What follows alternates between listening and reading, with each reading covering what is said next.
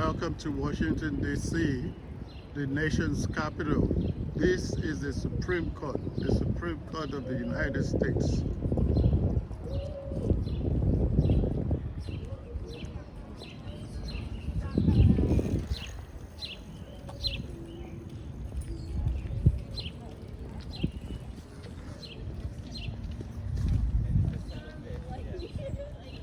This is where all of the laws are decided on, whether they're constitutional or not.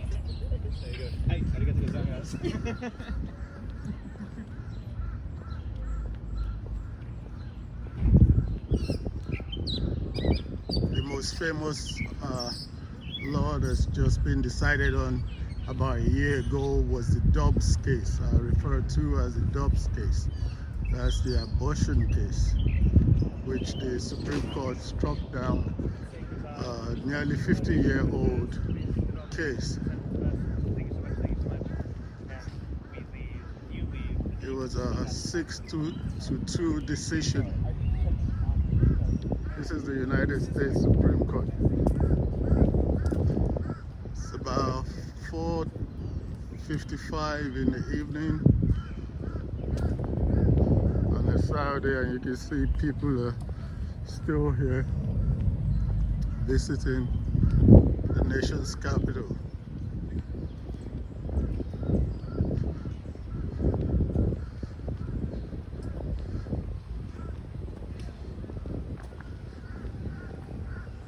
It's all marble, as you can see. Huge columns, granite columns.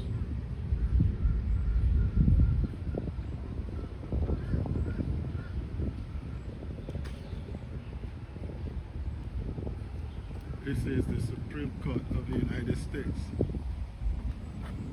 Let me go on and zoom out again. We're going to slowly but surely walk to the front of the court. Normally when there's a big case being decided, there'll be a long line right about here. There'll be a long line of people, journalists and ordinary people trying to get in. They normally have like a ticketing system. So sometimes people will actually sleep on these sidewalks. They will sleep on these sidewalks for days in order to be able to get a ticket, to be able to get into the highest court of the land, which is the United States Supreme Court. And we won't be going in. It's hard to get in to the Supreme Court, even on days when the court is in session. It's still hard to get in.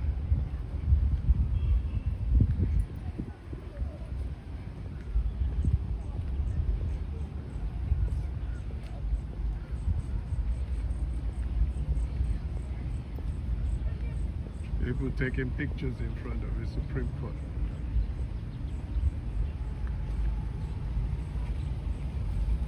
That's Lady Justice right there.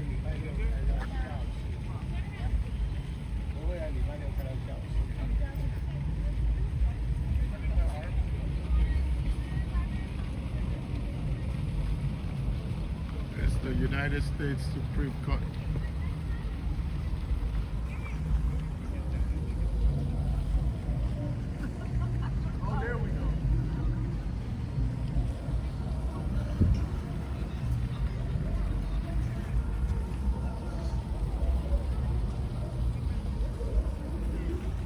We'll now walk over to the U.S. Capitol, which is just across the street from the Supreme Court.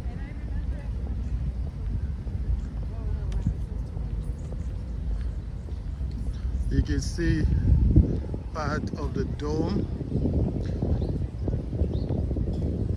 of the U.S. Capitol from here. It's getting a little cloudy. Go across the street, make sure there's no traffic covered. Right there, down there is the Central Visitor Center.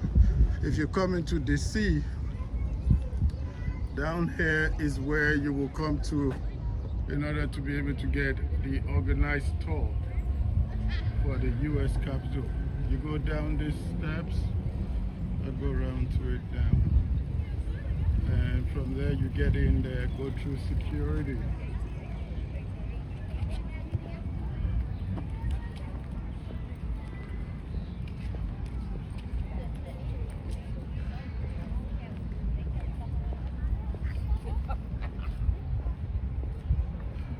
Right down here, you go through security to be able to get in. This is the US Capitol. It's getting a lot more cloudy now. Hope the sun will come out. This part of the US Capitol was actually built fairly recently. It's been not more than 10, 12 years old, where the central, it's called the Central Visitor Center, US Capitol Visitor Center. If you were visiting the Capitol, this is where you will come to after getting your ticket online. You can go online and you will get your ticket.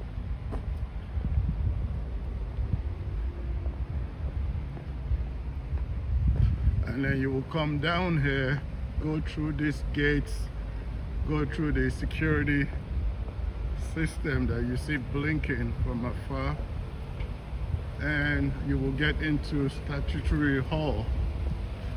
And from there, the tour guides will take you on tour. Now we'll go upstairs to the actual Capitol itself. And right away, you can see the dome. It's huge. The Capitol itself was built in 1793. The White House, of course, is older than the Capitol by 1 year. It was built in 1792. George Washington, the first president of the United States, laid the cornerstone for the US Capitol. And right on top there you can see the image.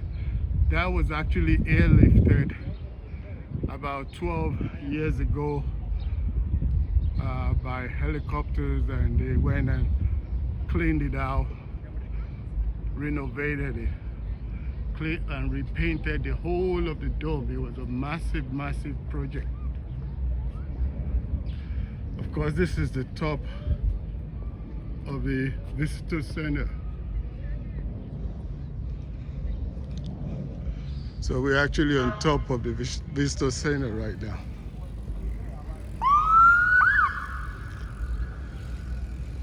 Now this right here is where the transfer of power always or should happen every 4 years.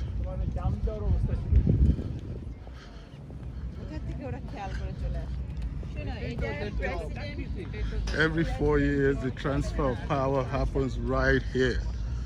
This is where the old and the new president will meet, shake hands on these steps right here, and then the old president will fly off into the distance.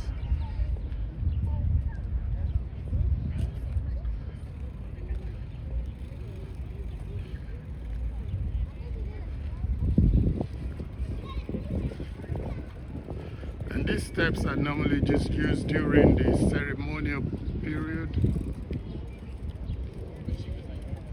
It's closed right now.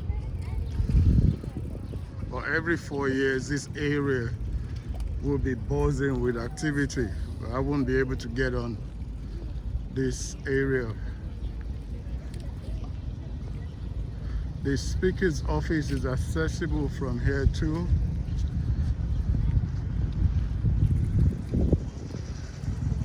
This is the actual US Capitol, where the laws of the United States are made. They are debated. There are 435 members of the House of Representatives, and that number has been predetermined by the Permanent Apportionment Act. But the way it actually works is that every 10 years there's a census taken. So if a state gains more people, then they will gain a number from the 435. But if the state loses people, or the population goes down, then they will lose a House member to another state. That's the way it normally works. But it's always 435 members. That number never changes, regardless. There are also 100 senators. That number is also set. I will show you the building where the senators are located across the street later on.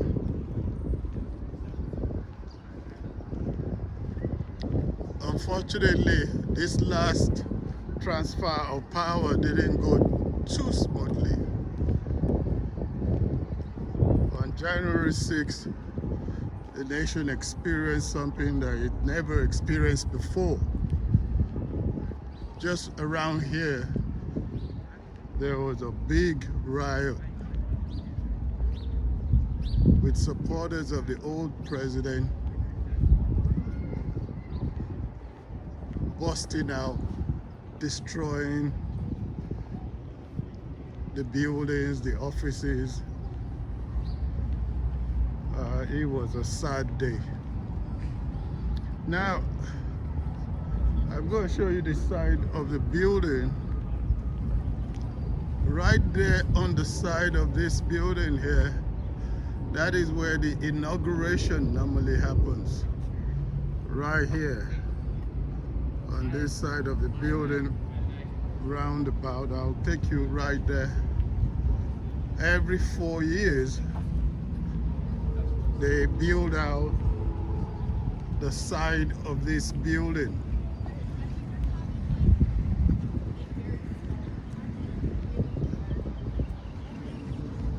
If you go in right through here, you'll also be able to get into the Speaker's office. But if you don't work for one of the legislative agencies, or you work for one of the House of Rep members, you won't be able to get in without a badge.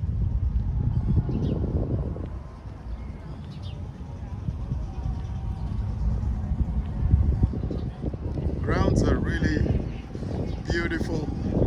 The whole of this campus is maintained by a special group of people who work for,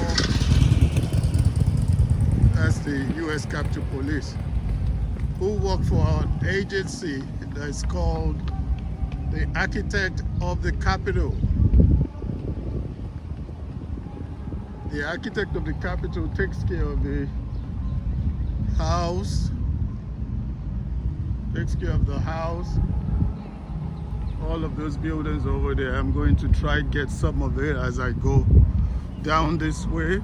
They take care of the house, the Library of Congress, and of course they take care of the Supreme Court too.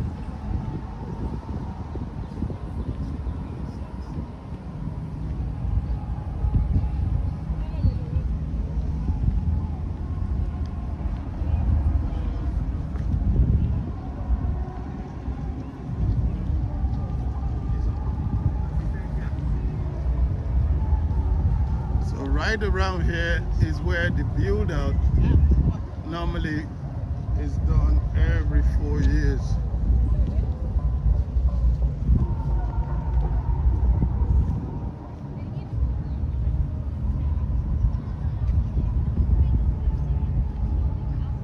Right there.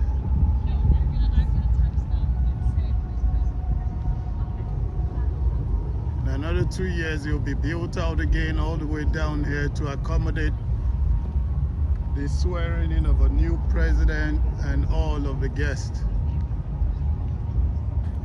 All over there.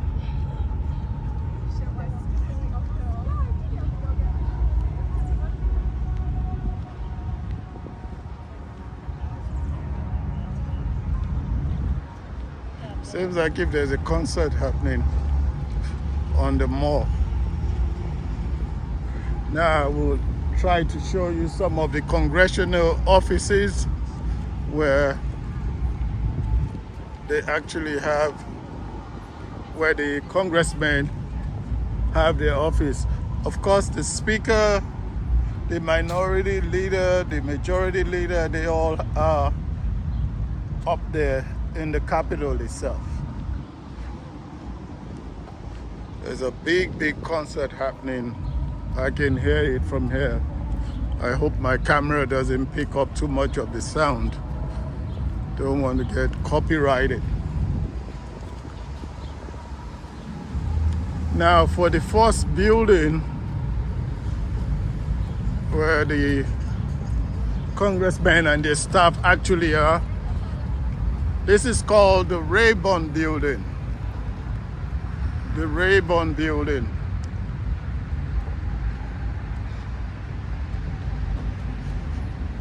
This is the first of the offices where the 435 members of Congress, where they and their staff normally are housed. Now, the way they get their offices is also interesting. Every 2 years, an election is held for Congress, and depending on your seniority in Congress actually determines the kind of office you get, how fancy it is, or where it is located.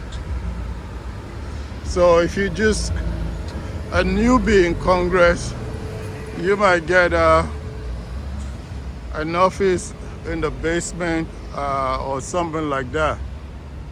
And the way it works is it's normally done on a raffle-like basis. So if you're new to Congress, oh well, you might not get too much. You might not get a really good office.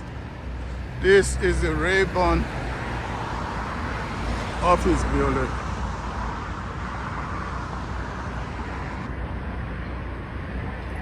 The Rayburn office building. I think that's like Harmis. And of course, this is front of the building. It's closed right now. They do allow people to come in, but you have to go through those those things and be searched by the police. This is the Rayburn building. This is another statue. That's the thing with the complex. There's statues everywhere. This is the Rayburn building again. Of course, the building of these offices came much more after the building of the Capitol. The Capitol was built again in 1793, cornerstone laid by George Washington himself, the first president.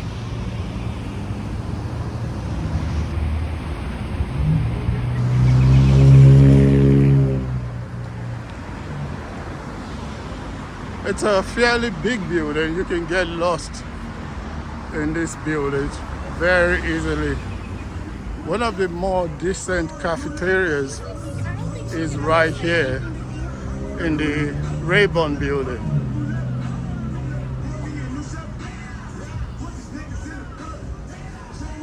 Well, I take that back. I think the Longwood has the best and modest priced cafeteria, the Longwood.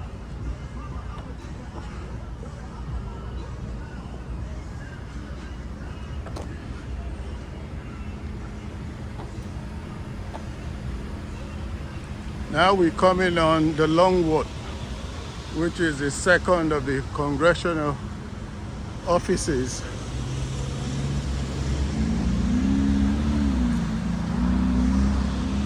That's the front of it down there. This is the Longwood.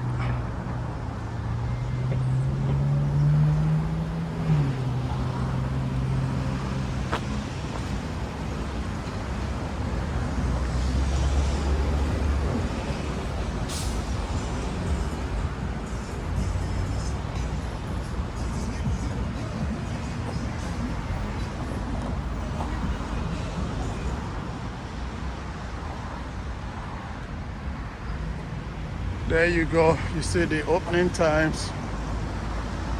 You can't get in from here, but you can. How you doing, sir? Good, good. Again, this is the Longwood. Now for the third building, the third and final building. Third and final building is the Cannon building. This building is huge. In fact, there was just a big project, big renovation project done on this building called the Cannon Renewal Project.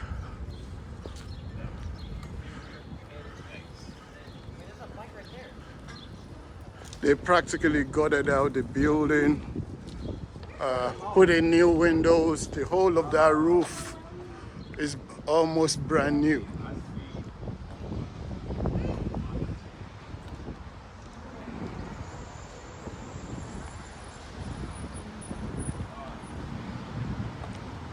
It's the Cannon building. Of course, it's closed today.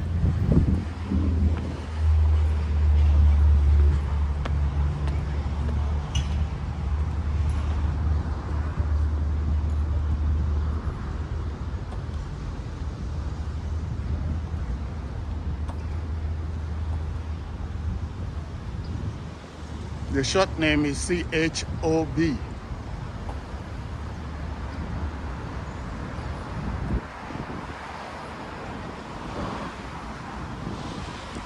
Look at those columns. Solid.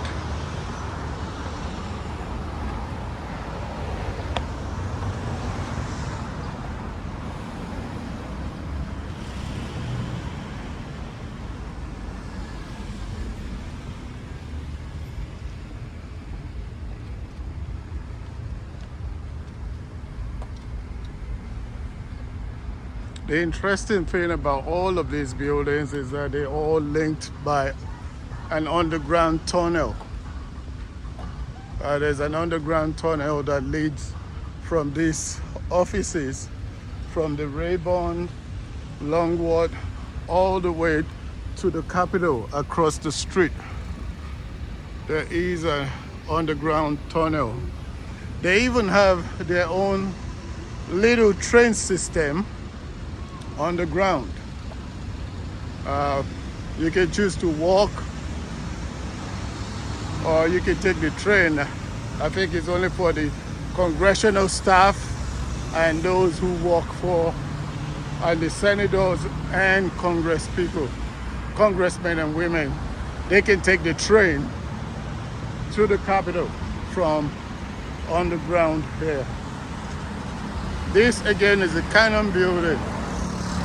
It's just been newly renovated.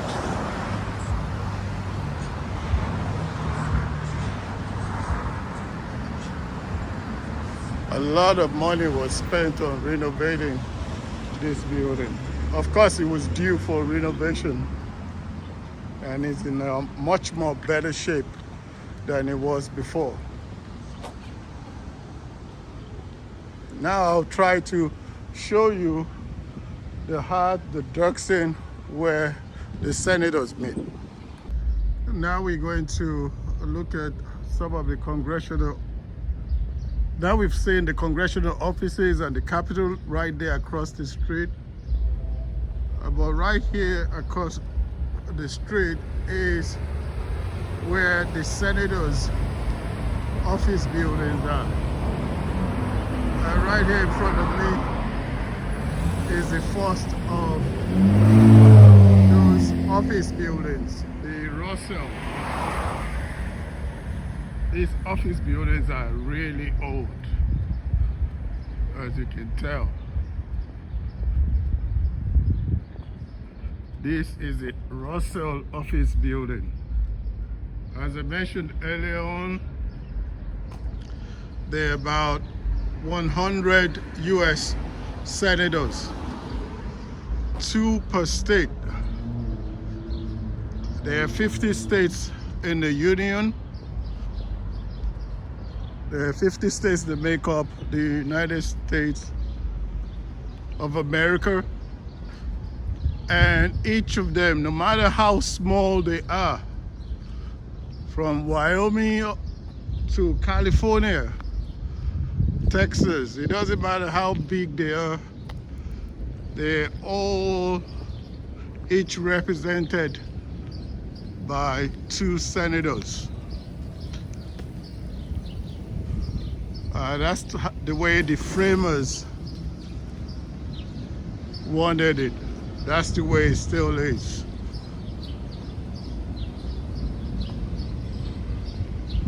Now this is the next building. It's also a very old building, and as you can see, it's undergoing renovation. This is the Duxton building. It's named after a senator, a really influential, powerful senator, Senator Duxton. Now there's a cafeteria down here, a buffet. There's buffet style cafeteria that is really good. Very pricey, but really good. If you're ever here, check it out, try it out. Again, this is the Duxton building.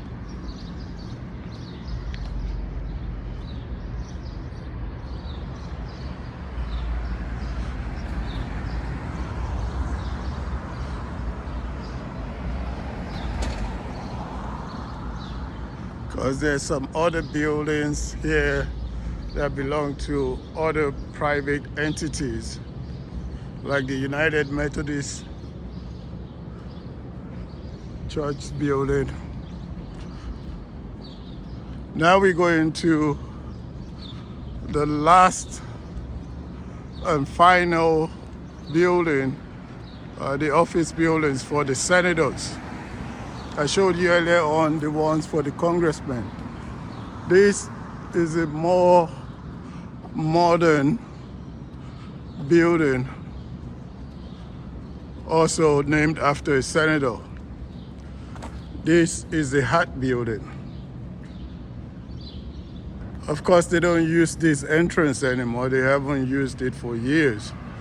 If you're trying to get into the building, it's a huge, huge building.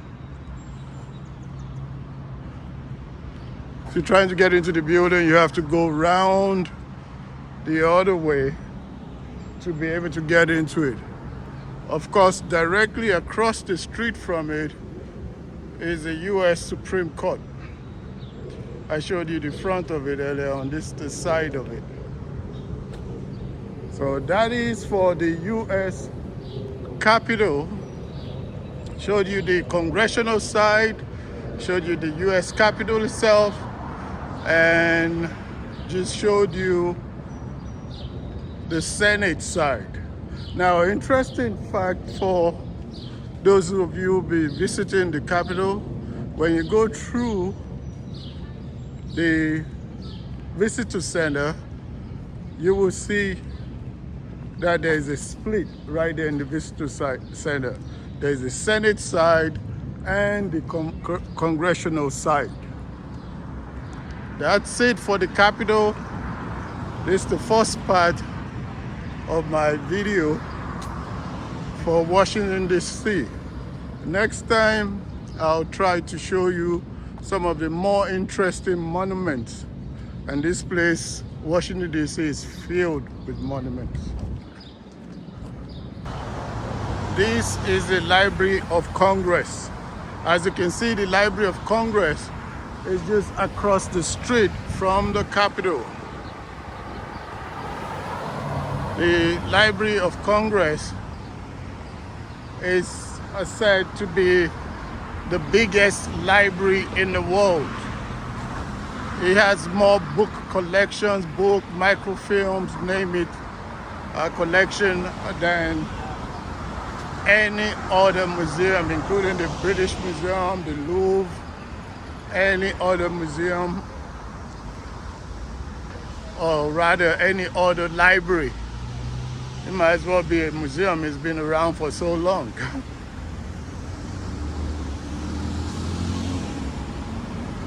This is Madison Library of Congress. And of course, that's the entrance over here.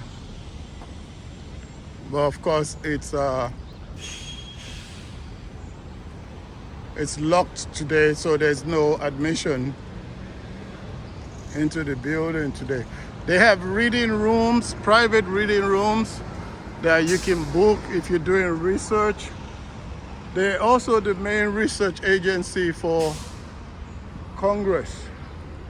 And across the street, you see the Jefferson, an extension of it, of the Library of Congress. Of course, they've gotten to be so big now that they also have buildings all around the Washington DC metro area.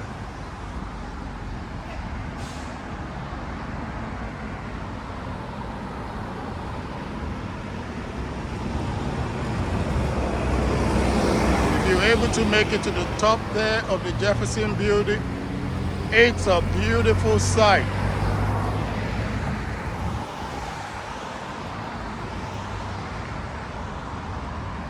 Of course, if you're visiting the Capitol from outside of the country or from out of state, and you're thinking, where should I stay or where can I stay? Well, you can stay as close by as 10 minutes away. There's so many hotels around here. The hotels around here on a day like this will set you back from 120 to anywhere from 120 to $600. If you stay at the Courtyard on a day like this, it'll set you back about $115 to $120 on a day like this. But if you stay at the more high-end hotels close to the White House, you will pay anywhere from $450 to $650. But if you're looking for more affordable places to stay that is not too far away from the Capitol, you can stay in Arlington, which is just over the bridge, about 10 to 15 minutes away. Or you can stay in Alexandria, Virginia, which is also not too far away from here. Those places you could get on a day like this a hotel for $100 a night in a Marriott. You can stay in Lago, Maryland. Lago, Maryland is about 25 minutes from here. It's a straight shot. You can get reasonably priced hotel. Or you can stay on New York Avenue. If you're not too bougie, you could get hotels on New York Avenue for $90-something on a day like this, and you probably get breakfast included in the price. This is the extension of the Library of Congress. It's closed, especially at this time of day. That's the Jefferson Building.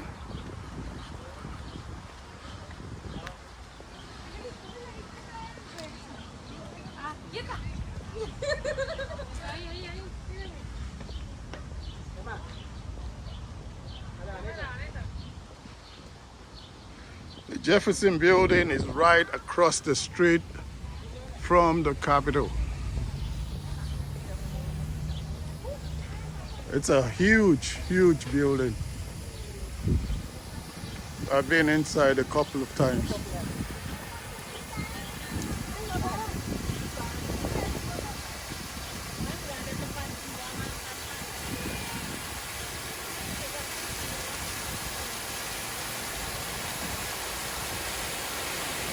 Such detail. Too much detail in some cases.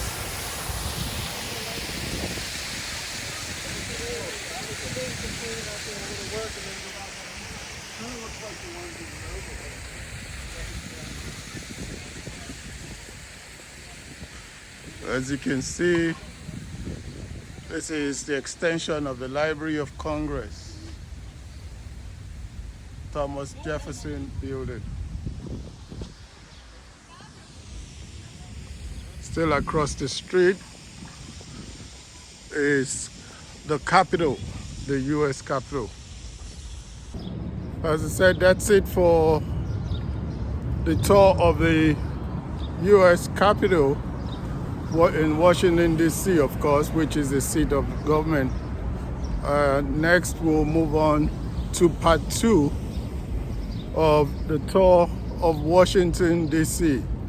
I'll be showing you all of the monuments